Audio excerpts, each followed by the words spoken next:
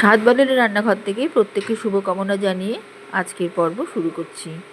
আজ আমি একটা বিখ্যাত রেসিপি ডাল মাছ, যেটা অত্যাধিক সুস্বাদু পেঁয়াজ রসুন দিয়ে রান্না করা, সেটা আমি ডাল মাছটা নিরামিষভাবে করছি। এখানে আমি একটা প্লেটের মধ্যে একটু লবণ ছড়িয়ে নিলাম, দিয়ে লবণটা পুরো ফেলে দিলাম। এরপর আমি সেই প্লেটেই ঘি মাখিয়ে নিচ্ছি। গরম ঘি আমি প্লেটের মধ্যে মাখিয়ে নিচ্ছি। এইভাবে আমি পরিবেশন করব। তারপরে আমি ঝাল লঙ্কার গুঁড়ো মাখিয়ে নিচ্ছি, ছিটিয়ে দিচ্ছি আর কি, দিয়ে আমি গরম গরম নিরামিষ ডাল মাছ ঢেলে দিচ্ছি। এটা আমাদের বাড়িতে যে নিরামিষ সদস্য আছে, আমরা পেঁয়াজ খাই ডাল মাছে, কিন্তু সে খায় না, তার জন্য আমি নিরামিষ করে এই ডাল মাছটা রান্না করেছি। পেটটা আমি ওইভাবে পরিবেশন করার আগে তৈরি করলাম, কারণ এটা টেস্টটাকে অনেক বাড়িয়ে দেবে। এইভাবে গরম গরম ডাল মাছ আমি প্লেটের মধ্যে ঢেলে নিচ্ছি।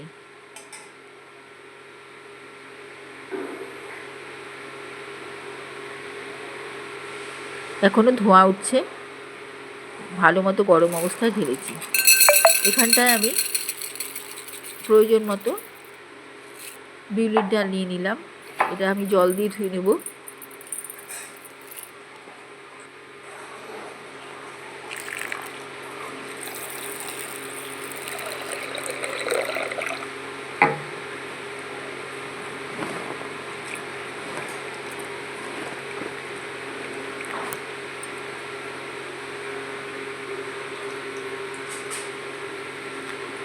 বিউলির ডালটা আমি সেদ্ধ করে নিয়েছি প্রেসার কুকারে। এবারে একটা বাটির মধ্যে ঢেলে একটু লবণ দিয়ে ফুটিয়ে নিচ্ছি।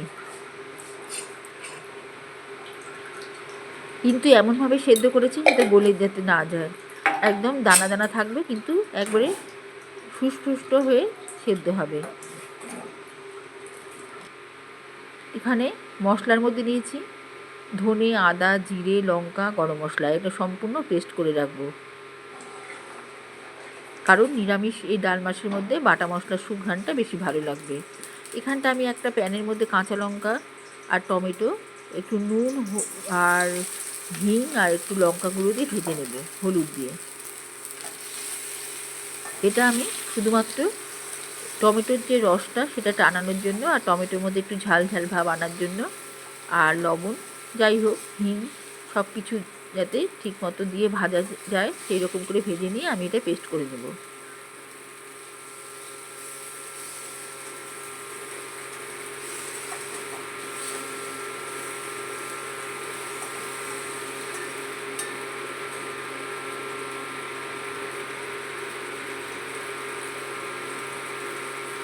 এখানে একটু লবণ দিয়ে দিলাম, হলুদ দিয়ে দিলাম।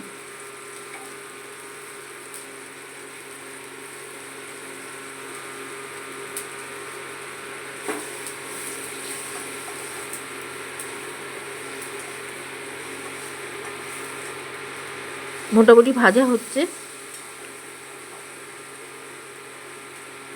এবারে হিং দিচ্ছি ফ্লেভারের জন্য, লঙ্কার গুঁড়ো দিচ্ছি,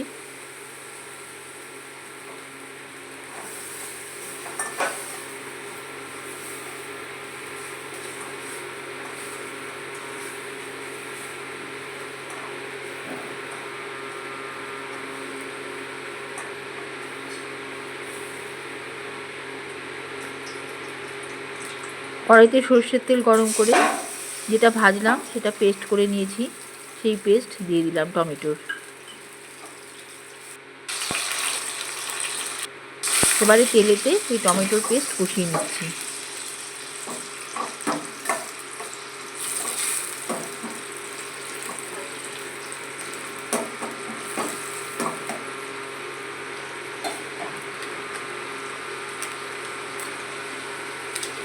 এর মধ্যে লঙ্কা গুঁড়ো দিয়ে দিচ্ছি,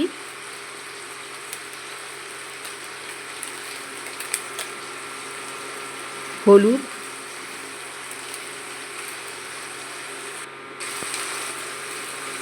জিরের গুঁড়ো,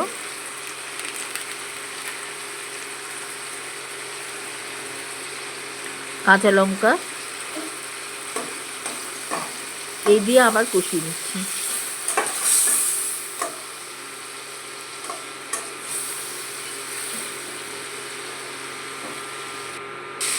এবারে এর মধ্যে ধনেপাতা দিয়ে দিচ্ছি।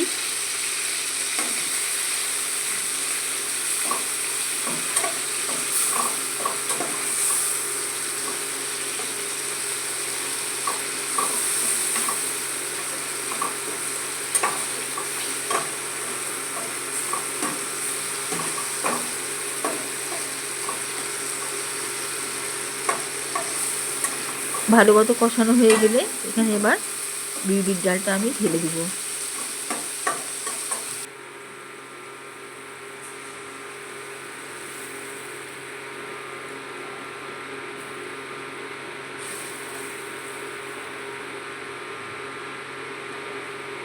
এবার বিউলির ডালটা পুরো মশলার সঙ্গে মাখা মাখা হবে।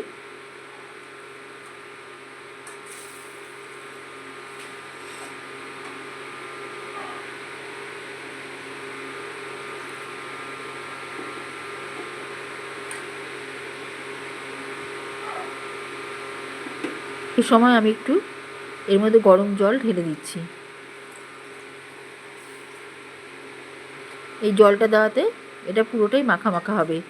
আগের যে অবস্থায় ছিল সেটা যদি আমি রান্না করে যেতাম তাহলে তাড়াতাড়ি টেনে যেত, দিয়ে শুকনো শুকনো হয়ে যেত। এই জল ঢালাতে বেশ একটা গ্রেভি তৈরি হবে।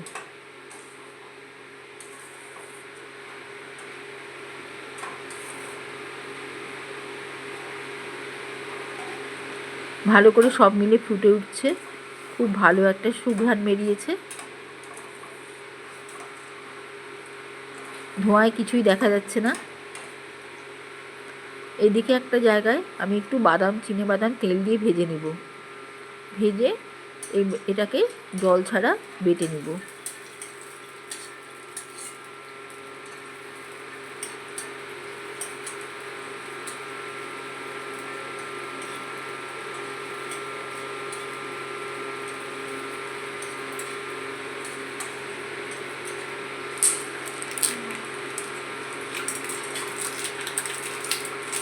এর মধ্যে একটু গোলমরিচ দিয়ে দিলাম, আমার কাছে দু একটা ছিল তাই দিয়ে দিলাম।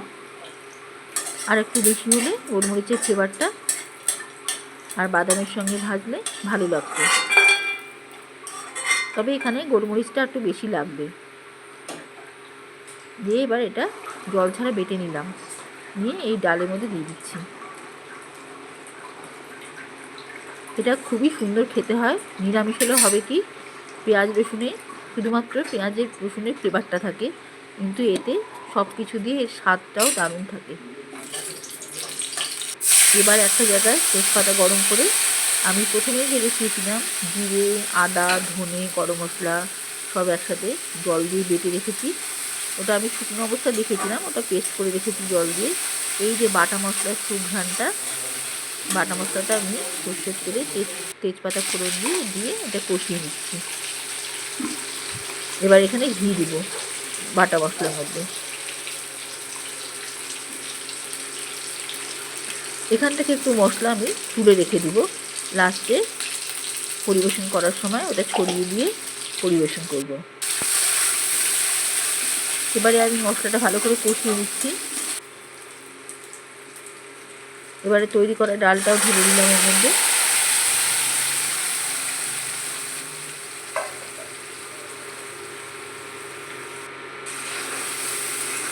মোটামুটি সোমবারের ফ্লেভারটা এর মধ্যে চলে গেল।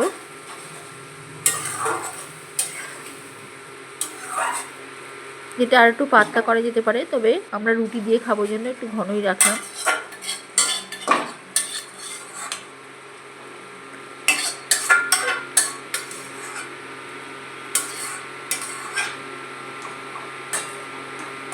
হয়ে গিয়েছে আমার রান্না, এবার পরিবেশনের পালা। তার আগে আমি তুলে নিচ্ছি গরম অবস্থায়। আমি একটু কষানো জিরে, যেটা কষিয়ে রেখেছি ফোড়নে, সেটা দিয়ে দিচ্ছি। এটাতে সুঘ্রাণটা একেবারে বজায় থাকবে, দারুণ লোভনীয় সুঘ্রাণটা সম্পূর্ণ সময় ধরে থাকবে, যতক্ষণ না পর্যন্ত খাবো। এইভাবে কষানো মশলাটা ছড়িয়ে দিলাম, দিয়ে এরপরে পরিবেশনের পালা।